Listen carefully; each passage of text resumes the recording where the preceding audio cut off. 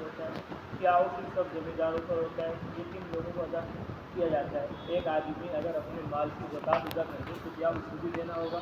کیا یہ سال میں ایک مرتبہ دیا جاتا ہے یا نئی فصل پر؟ کیا مویشیوں کے چارے کے لیے کاشت کے لیے فصل پر بھی عشر ہوگا؟ جواب: عشر زمین کی پیداوار کی زکوٰۃ ہے۔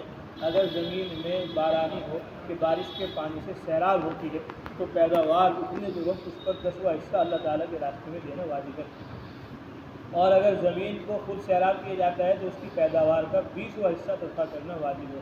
ہمارے امام ابو حنیفہ رحمۃ اللہ علیہ کے نزدیک اس کا کوئی نصاب نہیں، بلکہ پیداوار کم ہو یا زیادہ اس پر عشر واجب ہے۔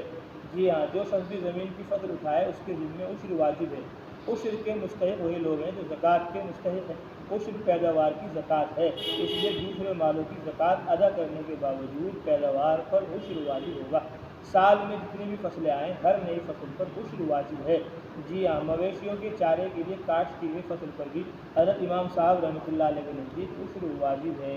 امام ابو حنیفہ رحمۃ اللہ علیہ کے نزدیک پھلوں، سبزیوں، ترکاریوں اور مویشیوں کے چارے میں بھی جس کو کاشت کیا جاتا ہو عشر واجب ہے۔ زرعی پیداوار میں زکوٰۃ واجب نہیں ہوتی، صرف عشر واجب ہے۔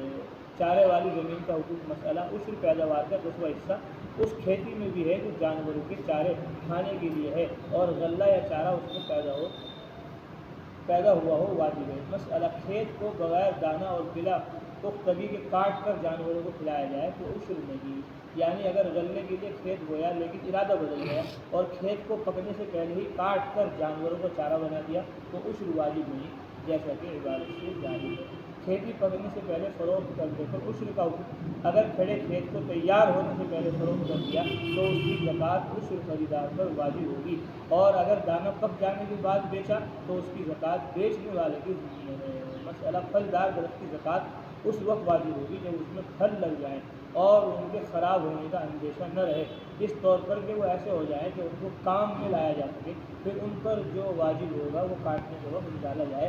البتہ غلے کی زکوٰۃ عشر کا وقت ہوا ہے جبکہ اس کو توڑا اور صاف کیا جائے۔ اگر مالک کے اپنے کسی عمل کے بغیر حاصل شدہ پیداوار از خود تلف ہو جائے، برباد ہو جائے تو اس کی زکوٰۃ بھی ساقط یعنی ختم ہو جائے گی، اور یہی حکم اس صورت میں ہے جبکہ اس کا توڑنا ناگزیر ہو۔ ناکافی پیداوار کا حکم سوال: بسا اوقات پیداوار میں اس قدر غلہ بھی نہیں ہوتا جس کی قیمت خرچ شدہ رقم کے برابر ہو، ایسی صورت میں زکوٰۃ کس طرح ادا کی جائے؟ جواب: جو کچھ پیداوار ہو اس کا 10واں حصہ نکالنا چاہیے، چاہے کم ہو یا زیادہ۔ مثلاً اگر 100 من غلہ پیدا ہو تو 10 من دیا جائے، اور اگر 10 من پیدا ہو تو 1 من دیا جائے، اور اخراجات کو محفوظ نہ کیا جائے۔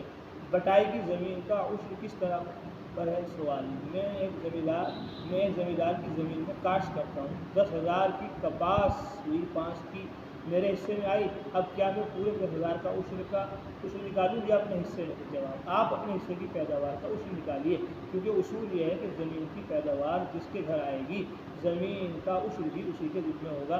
پس مزارع کی بٹائی کے حصے میں جتنی پیداوار آئے اس کا عشر اس کے ذمہ ہے، اور مالک کے حصے میں جتنی جائے اس کا عشر اس پر لازم ہے۔